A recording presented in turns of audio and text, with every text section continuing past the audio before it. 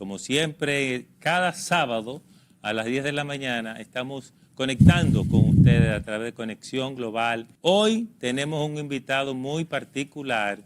Me refiero a un comentarista de alto fuste, un político valiente, que se atreve a hacer y a decir lo que nadie diría y lo que nadie haría. Siempre pensando en lo que él entiende es la vida, es la política y es la forma de hablarle al pueblo. Me refiero a José La Luz. Pero antes de saludar a José La Luz, quiero recordarle que Víctor Tineo nos acompaña como siempre y que entre los dos hablaremos con José La Luz. José La Luz, bienvenido. Este programa buenos días, José. Víctor, saludos, Manuel. Este programa tiene un nombre ambicioso. Gracias, gracias, gracias José. Conexión Tú fuiste Global. De los primeros que viniste acá, Claro a Conexión Global cuando nace. Bien, José, mira, nosotros tenemos el tiempo contra nosotros y vamos a sacarle el jugo, lo más que podamos. Nosotros necesitamos escuchar tu opinión profesional, política, tiene mucho conocimiento sobre ese tripartidismo que está operando en la República Dominicana, PRM, PLD, Fuerza del Pueblo. Parece que no hay más fuerzas. Bueno, ese tripartidismo sí, ahora se fortalece porque lo de Abel quedó bien, o sea, salió sin trauma, fue escogido sin trauma. Hay unos movimientos de acomodamiento porque Domínguez Brito, el hermano de Domínguez Brito, renunció. Pedro Domínguez Brito, y entonces luego a Valentín, pero eso es parte del mismo, del mismo ajuste. La misma derrota, exacto. Es un proceso de acomodamiento, pero el proceso no fue cuestionado por nadie. Y eso genera un ambiente de unidad, renueva las esperanzas. Abel es un tipo que conecta, es un tipo hábil, es un tipo exitoso. Está considerado el mejor alcalde del país ahora mismo. O sea, que puede presentar un resultado, una estampa. Él puede decir lo que yo hice en Santiago lo voy a hacer en el país entero, y ahí está su campaña ya. Bien, pero hablemos de los partidos. Entonces, lo que pasa es que lo de Abel es que reconfigura el escenario del tripartidismo, porque el PLD estaba muy débil y no se podía hablar de tripartidismo cuando tú tenías un partido que no tenía ni siquiera liderazgo, porque Danilo está prohibido de por vida por la Constitución. Ahora no. Ahora yo estimo que de aquí a febrero ya Abel está por encima de Leonel en las encuestas. O sea, yo veo a Abel como Leonel con 30 años más joven. Y por eso es que Abel, para mí, cambia el panorama. No solamente para Luis, lo cambia para Leonel, para Danilo, para Luis, inclusive para mí. Para todo el mundo lo cambia. ¿Por qué? Porque con Abel fuera del escenario, Abinader tenía una reelección fácil, pero ahora no. ¿Por qué? Porque ahora, en el 2020, hubo una abstención de 44%. Las dos fuerzas fundamentales que constituían el PLD se dividieron, Leonel y Danilo. ¿Qué pasa ahora si esas fuerzas se juntaran otra vez? O sea, eso cambia el escenario para el gobierno y para Luis, pero también lo cambia para Leonel.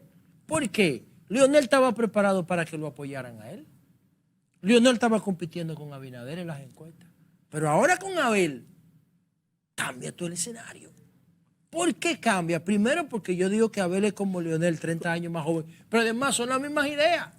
Son las mismas ideas en un cuerpo más joven. Entonces la nueva generación... O sea, Abel es un discípulo de Leonel. Claro que sí. Abel es un discípulo de Leonel. Abel le hizo, cuando Leonel enfrentó a Gonzalo, el acto más importante de la campaña de Leonel se lo hizo a Abel. ¿Tú crees, José, que en este momento, diríamos, en este momento actual... Perdón, y para terminar, y a Danilo, porque dije Luis, Leonel, porque Leonel no está preparado para apoyar a nadie, Leonel está preparado para que lo apoyen a él. Y si a Abel le pasa en las encuestas, ¿qué va a pasar? Y a Danilo, es cuestión de tiempo para que Abel sustituya a Danilo en el liderazgo del PLD. Porque el que genera las esperanzas es Abel, no Danilo. Y Danilo es un líder que reparte cosas y ya no puede repartir nada.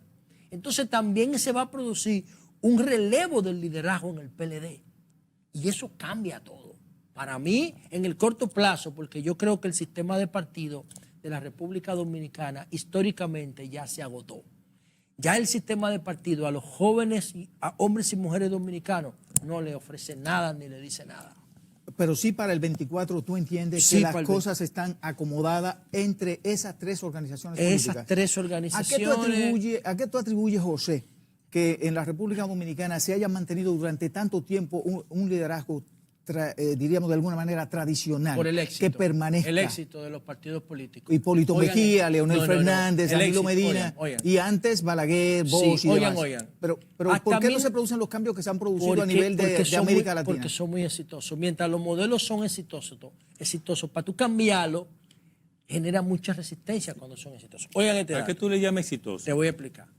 En el año 1990, cuando se aprobó el consenso de Washington, cuando se cayó el muro de Berlín, cuando terminó la Guerra Fría, el PIB, lo que producíamos por año en este país era 7.000 millones de dólares. En el 90.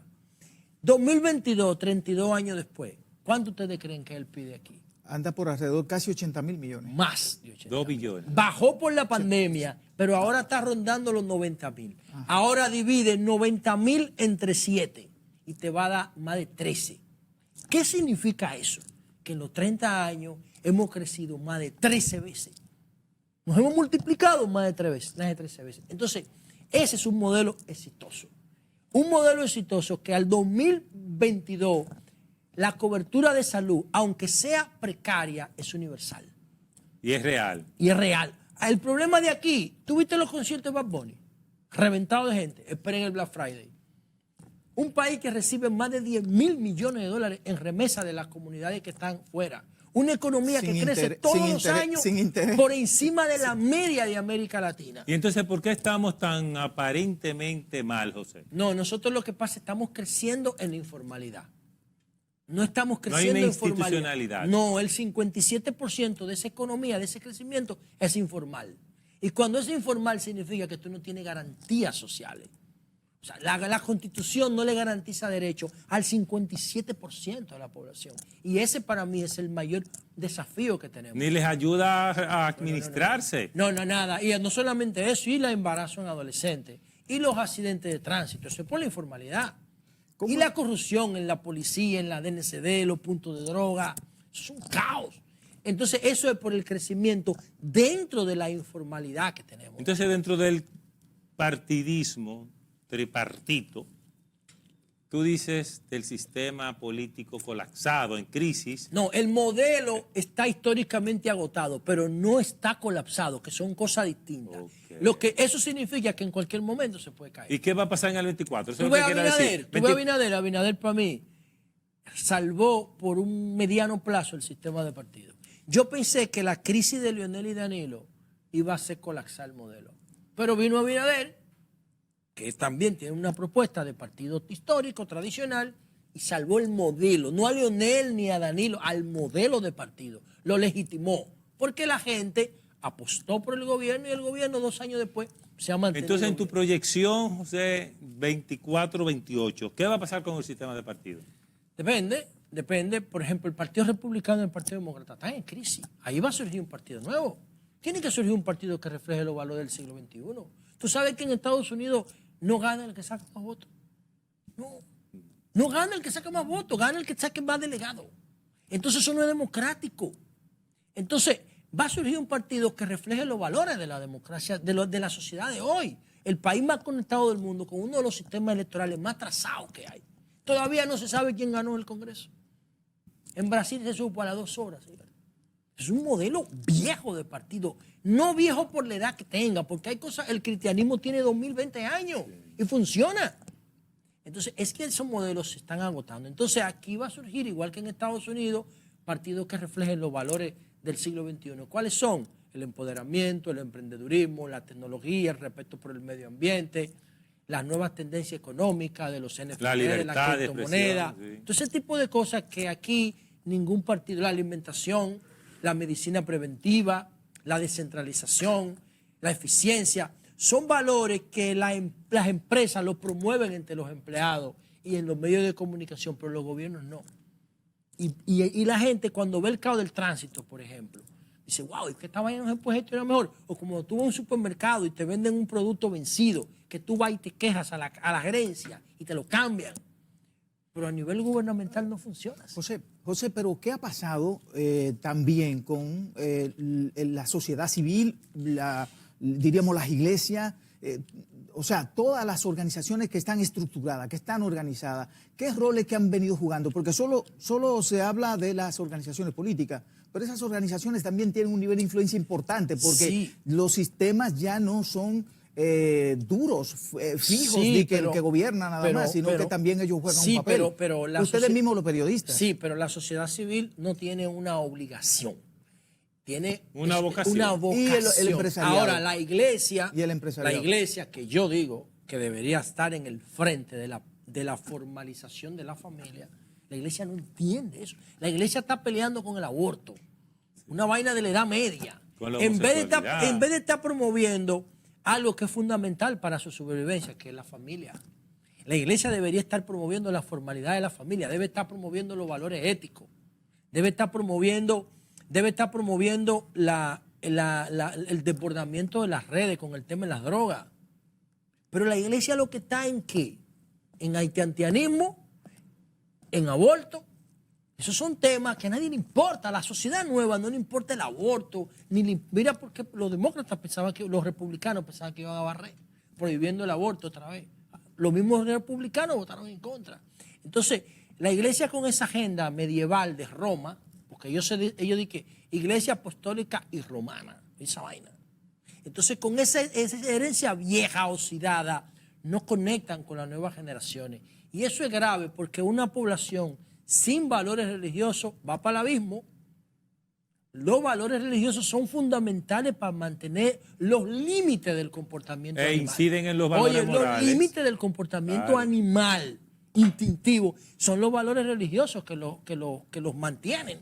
¿Y la iglesia de nosotros en qué está? ¿En qué está esa iglesia? Esa iglesia no tiene y está perdiendo autoridad en la sociedad. Nadie le hace caso a lo que ella dice. Pero los valores religiosos no solo han perdido su energía, su potencia, diríamos, a nivel de países de América Latina. Han perdido también en Europa y sigue siendo sociedades organizadas. Excepto Estados Unidos, de las sociedades desarrolladas, diríamos occidentales, el valor religioso no juega el rol que jugaba antes en cuanto a la cohesión social. Sí, diríamos en Alemania, diríamos en Francia. Son protestantes.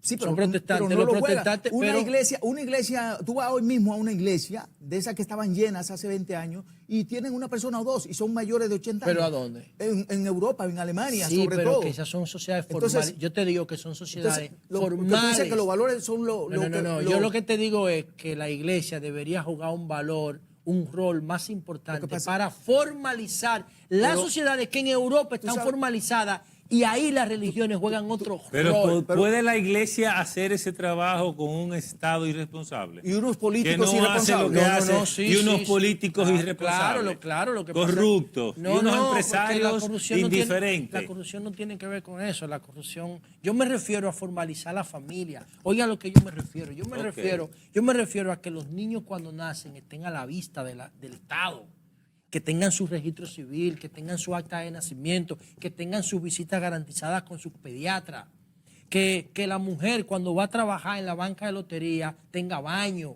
para que el tipo del colmado no le agarre Eso es la responsabilidad del Estado. A eso es que yo me refiero, que los tigres no brechen las mujeres cuando se están bañando, hacer la iglesia, que la gente pobre no se transporte en motoconcho. A eso es que yo le llamo, que la gente no coma picapollo. Pero eso es a eso es que yo le llamo, pero, a eso es que yo le llamo formalización de la sociedad. La iglesia no tiene la obligación, pero tiene el deber. ¿De qué?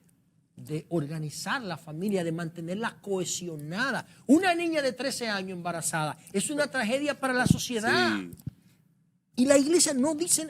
yo no quiero cargar el dado a la iglesia, estoy hablando de una crisis de la religión. General. Porque los protestantes, los evangélicos tampoco hacen. Pero es una crisis general, es una crisis del Estado. Bien. ¿Del Estado? Bueno, es una crisis estatal. Del Estado en completo. Y del sistema de administración pública y de todo eso. Claro, la iglesia puede hacer algo, pero no es su responsabilidad directa. No, porque la gente no vota por iglesia, la gente vota por políticos. Bien. Ahora, los políticos se aprovechan de la informalidad en tiempo de campaña también. Sí. Por eso no te persiguen los motoconchistas, que para mí son una epidemia. Para mí el motoconchismo es una epidemia. Y una señal de atraso. Tú tienes que cambiar el motoconchismo por vehículos de multipasajeros. A los mismos motoconchistas convertirlos en conductores de multipasajeros. Entonces, tú te montas en un motoconcho, ¿qué seguro tú tienes? El tipo está borracho, endrogado, amanecido, no tiene licencia, no tiene seguro, no tiene casco, maneja en vía contraria a toda velocidad, no respeta la norma de tránsito. Bien, ¿Qué maldita Estado de Derecho es ese? José, en un país improvisado, ¿qué funciona? Lo que se pueda. En un país improvisado, en el 57% de los barrios, porque donde estamos nosotros, Exacto. no. Es Aquí hay así. garantía de derecho en la burbuja. Hay dos. Ojo con eso. Muy buena o sea, observación. Honguito mató a un haitiano en la Duarte con Obando. Pero en la Duarte con Obando. Pero en la Duarte con Obando, si lo mata aquí en la Lincoln, con Pedro Enrique Ureña, No. mata a un hijo de un popi, No. no, estuviera preso. Tú sabes, José, que en televisión tenemos siempre el tiempo en contra. Dele, usted Vamos a sabe que a mí una lo que me pausa y gusta volvemos hablar. en breve con José La Luz.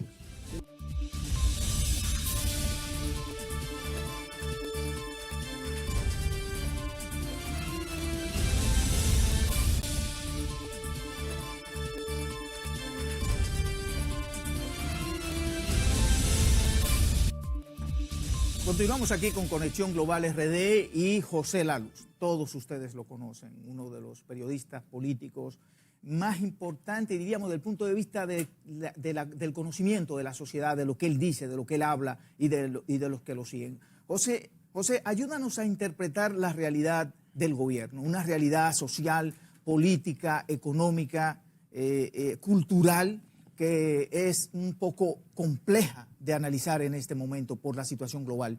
¿En qué aspecto específico? Ayúdanos a entender qué está pasando con el gobierno desde el punto de vista político, diríamos. ¿Y qué opina de su y gestión? Político y económico. Bueno, yo tengo que decir algo.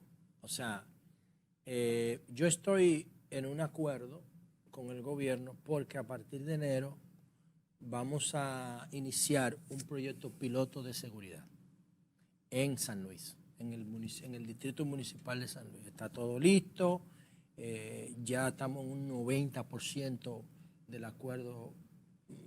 acuerdo hecho, solamente faltan detalles. Y en virtud de eso, yo tengo que manifestar primero agradecimiento por el trato que el presidente Abinader me ha dado, porque no me lo dio Danilo ni me lo dio Leonel. O sea, creer en mis ideas, que es mi mayor desafío, demostrar que mis ideas funcionan. Yo creo tener una solución para el tema de la inseguridad, que es el principal problema después de la economía en este país. ¿Eso quiere decir, José, que tú vas a filtrar la información que va a dar respecto al gobierno? No la voy a filtrar. Lo que te quiero decir es que yo tengo que partir, pues tengo que ser respetuoso con la gente que nos oye. Ahora, aquí hay problemas estructurales. Tú estás siendo sincero. Claro, porque yo tengo que ser objetivo, porque yo no puedo venir aquí a atacar, a desconsiderar a una persona que me está considerando a mí. Yo soy un No, y nosotros no lo pretendemos. Ahora, ¿qué yo puedo decir? Interpretar la realidad social y económica ahora. Sí, voy. Entonces, hay temas en los que yo creo que el gobierno saca buenísimas notas. Por ejemplo, el mantenimiento de Valdés Alviso en el Banco Central, por ejemplo. Sí. Por encima de la politiquería. En medio de una crisis global. La crisis que ha generado el post-COVID y la guerra de Ucrania. Eso para mí es un punto positivo que tiene el gobierno. Este año la economía dominicana va a crecer muchísimo. ¿Por qué? Porque se han manejado con respeto y con prudencia las variables macroeconómicas. Eso para mí es un punto positivo del gobierno. Otro punto positivo del gobierno, desde mi punto de vista, te voy a decir lo positivo primero para después decirte los puntos que deben mejorar. Otro punto positivo para mí del gobierno, el manejo del COVID. El manejo del COVID que el gobierno hizo y del post-COVID está entre los mejores del mundo, no solamente de este gobierno, de los dos combinados. Sí, es cierto. Pero el tema de la vacunación es una vaina brutal. Los otros días, María Elena Núñez, mi compañera de programa, me hizo una entrevista y me empezó a hablar del tema de la crisis del COVID y yo empecé a llorar. Yo creo que la sociedad no quiere mirar para atrás con lo que nosotros vivimos con el COVID. O sea, yo empecé a llorar recordando toda la gente que se fue.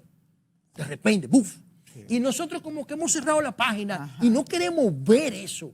Porque como la sociedad... Porque también quedamos con un rezago psicológico bastante serio. Y oye, yo no soy un tipo de lágrimas fácil, pero me dio en la madre.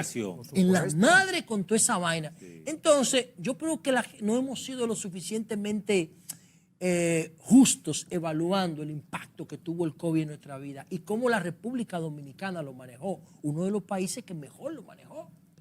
Entonces esos aspectos están bien. ¿Qué más yo te puedo decir que está bien? ¿Qué no está bien? La seguridad. Sí. La seguridad, el tránsito. El tránsito que sigue siendo caótico, un desastre. ¿Entiendes? Entonces, el tema haitiano. El tema haitiano yo no comparto la forma como se está manejando. ¿Por qué? Porque ayer nació Damián, el niño número 8.000 millones. ¿Dominicano, Damián? Bueno, ¿qué pasa con la naturaleza? La naturaleza se ha demostrado, son unas ecuaciones, creo que se llaman Lota-Volterra, no lo tengo fresco ahora mismo, que establecen o tratan de establecer que cuando una especie es más vulnerable, más pobre, más frágil, se reproduce más. Entonces, cuando una especie, una comunidad, un grupo es más fuerte, está más arriba en la cadena alimenticia, tiene menos riesgo tiene más riesgo de sobrevivir, se reproduce menos. Entonces, si le aplicamos eso a la relación dominico-haitiana, ¿qué va a pasar? Que va a haber más haitianos que dominicanos en breve. Siempre. Punto. De hecho, nosotros deberíamos ser más que ellos, porque tenemos más condiciones para reproducirnos, ¿o no? Sí. Tenemos mejor sistema de salud, tenemos más territorio.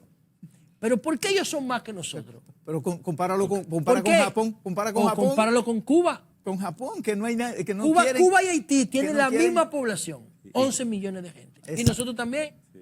Entonces Haití se está reproduciendo más que nosotros porque tienen más vulnerabilidad. Y más que Cuba.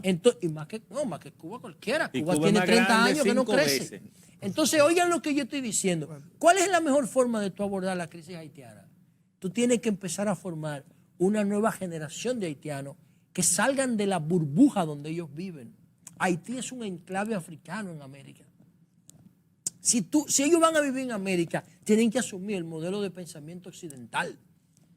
¿Tú entiendes? Ese modelo de pensamiento occidental, el que creó esos lentes, el que creó ese micrófono, el que creó esa cámara, el que creó este smartwatch, el que crea este iPhone.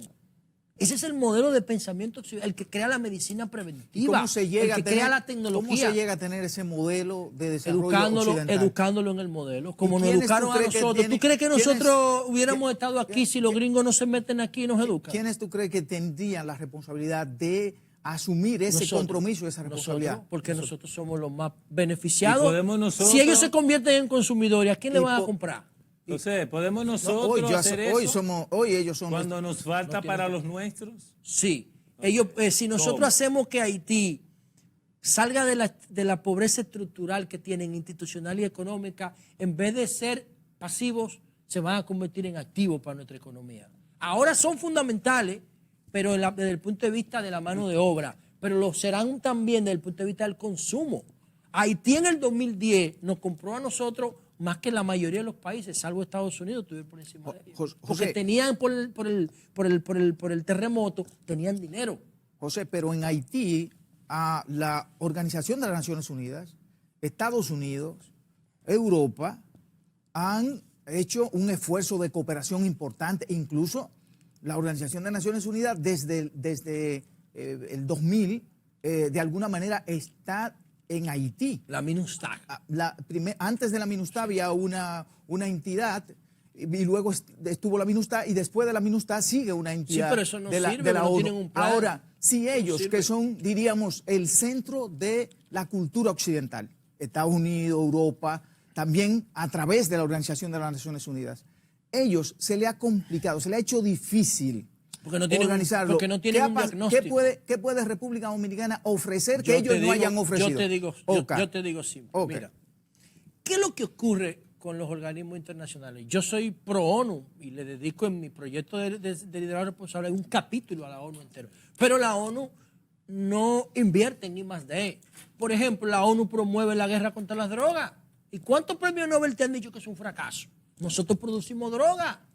Los seres humanos no podemos vivir sin droga, sin alcohol, sin cerveza, sin vino, sin vodka, sin cocaína, sin marihuana. Nosotros la producimos dentro de nuestro cuerpo. La ONU vive promoviendo que se siga persiguiendo narcos.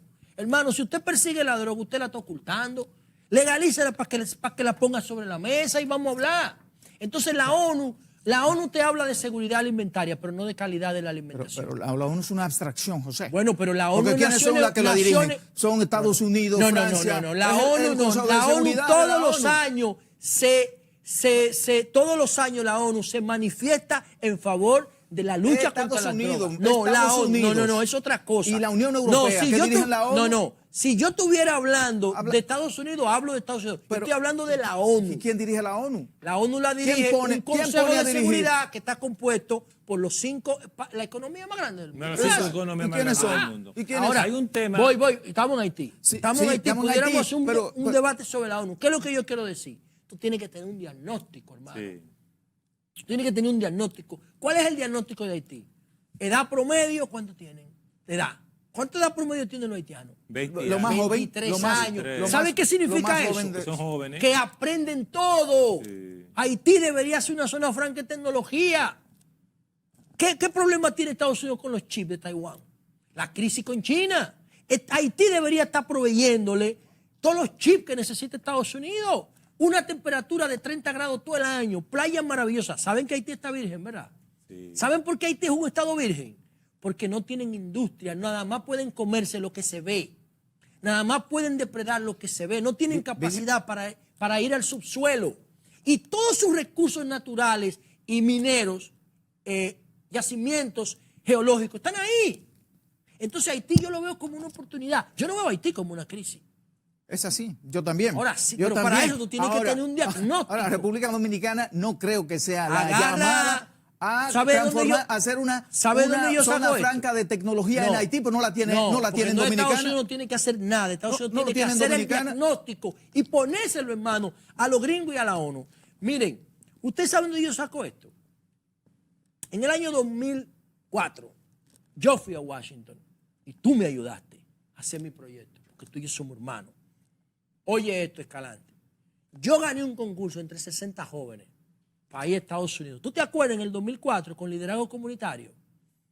Y yo fui a Washington. Y ahí habían jóvenes de Chile, de Colombia, de México, de Perú, de Bolivia, de Ecuador, de Puerto Rico, de Venezuela, de República Dominicana. De Perú. ¿Tú sabes qué estaba haciendo Estados Unidos? ¿Qué tú crees que estaba haciendo? Entrenando. ¡Claro, viejo! Claro. Nos llevaron a la Casa Blanca, al Pentágono, nos llevaron al Museo del Holocausto, al Capitolio. Yo participé en audiencias oficiales del Capitolio para que nosotros viéramos cómo se gestiona el poder. ¿Tú estás oyendo? Entonces, ¿qué es lo que yo quiero que hagamos con los haitianos? Lo mismo y punto. Bien. Todo, viejo. No hay tiempo para discutir temas interesantísimos. Invítenme otra vez, que a mí me gustan los debates. Tú tienes que venir una vez al mes. Está buenísimo. Pero la reelección no la podemos dejar fuera. José, ¿qué tan posible tú veas que el presidente Luis Abinader se reelija, pueda reelegirse? Bueno, yo creo que... A propósito del contexto tripartito. Bueno, yo creo, si yo fuera Luis, porque la clave del PRM para poder aspirar a un triunfo en primera vuelta es que la fuerza del pueblo y el PLD no se vuelvan a unir.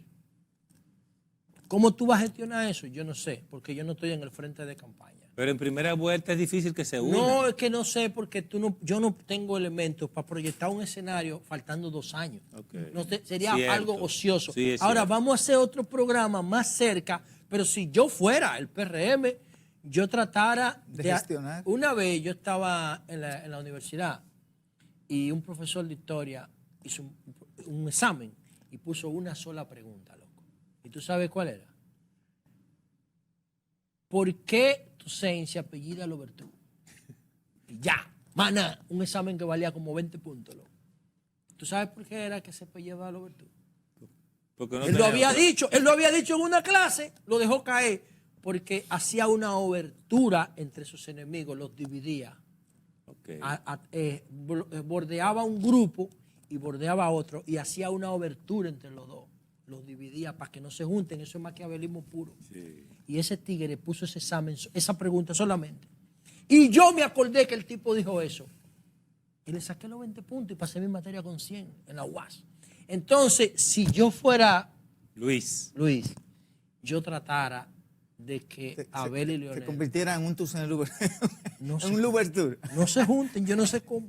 Bueno, pues con eso vamos a la pausa comercial para volver en breve con con José La Luz.